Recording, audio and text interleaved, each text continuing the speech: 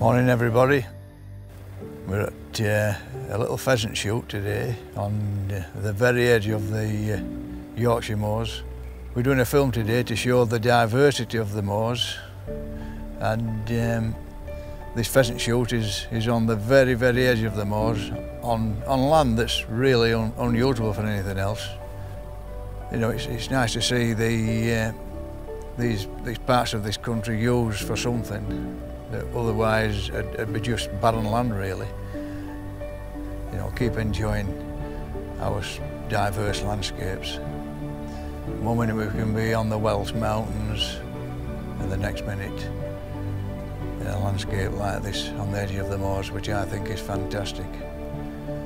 So hopefully we keep it as it is and get rid of all this bloody nonsense about stopping this and stopping that and doing this, you know. But hopefully, long may it continue.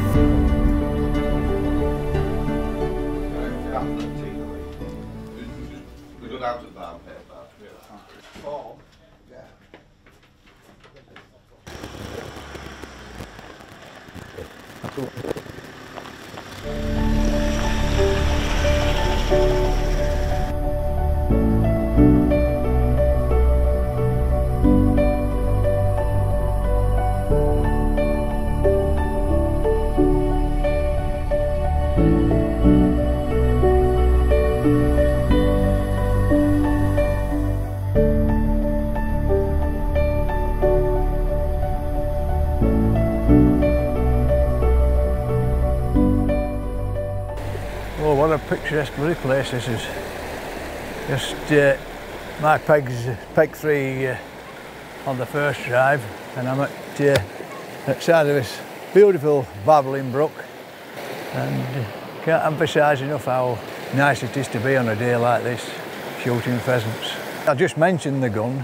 It's one of my MK6s, all teak choked. I've got full in at the moment, and I like to leave them in throughout January for the pheasants. I find that they work very well. The woodwork, of course, is my now favourite Monte Carlo stock.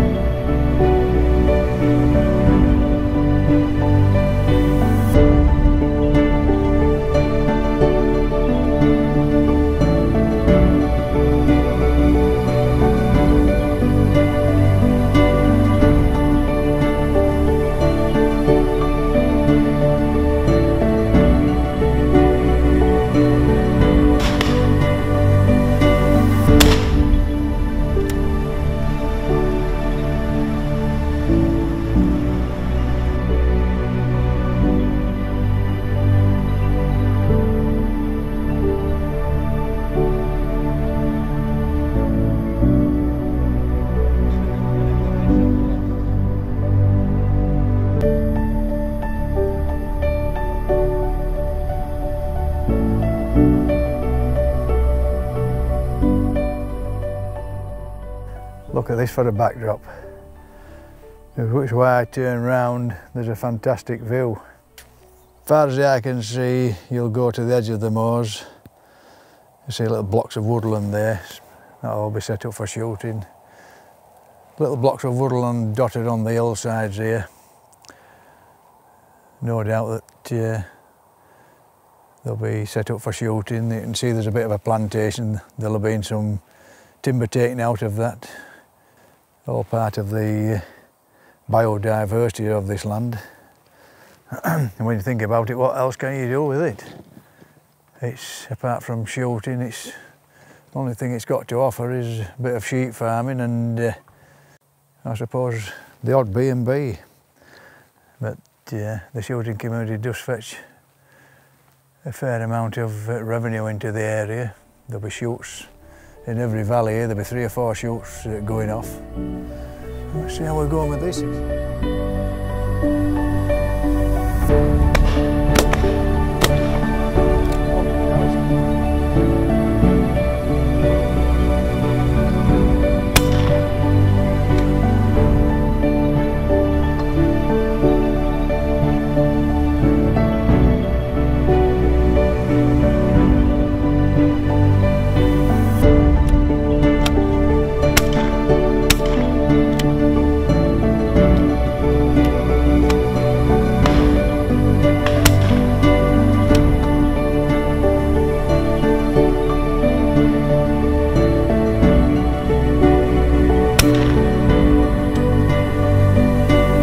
Nice birds here, some lovely birds.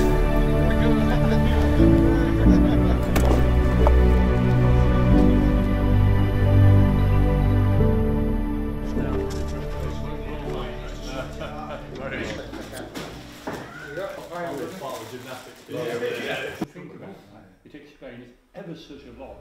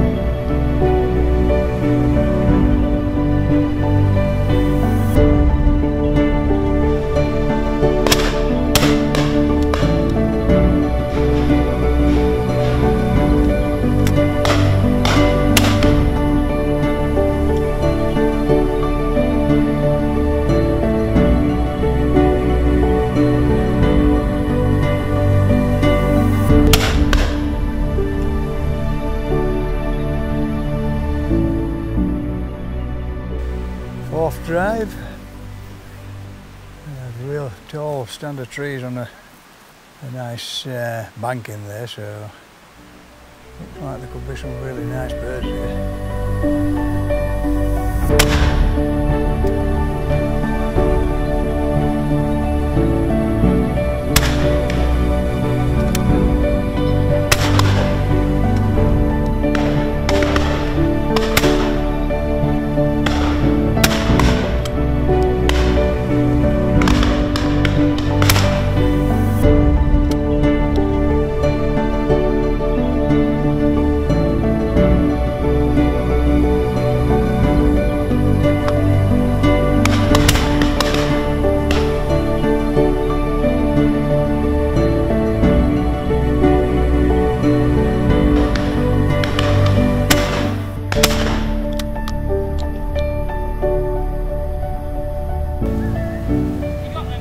This is a great honour, this, Jolyon, because there's not very many people ever see me with a side-by-side, and not one that's so expensive. I'm very careless, me, with guns, as other people will vouch for that, but what a fantastic looking gun.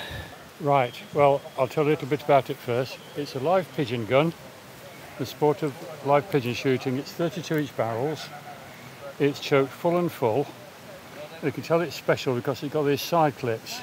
Right. Just here, so you can put a really big cartridge in, Right. and it's going to hold a cartridge. If you want to know the age, then I'll tell you that in 10 years' time, the combined age of the gun and me will be 200 years. Oh, God. That it's now January 2020, and I was born in March 1948. So from that, you can guess the age of the gun. Well, thank you very much, Jolyon. It's absolutely stunning gun, and I know you've put it to good use today. And this man has wiped my eye a few times with this thing, so I know it does work, and he can make it work. And thank you. Okay, it's a pleasure. Cheers. Thank you.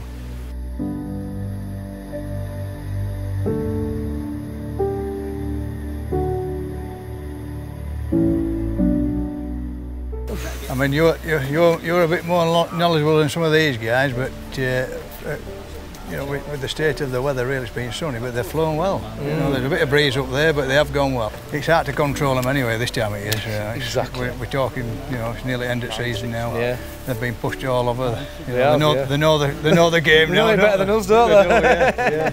Yeah. Well done, mate. Thanks very much anyway. You're welcome. You're welcome.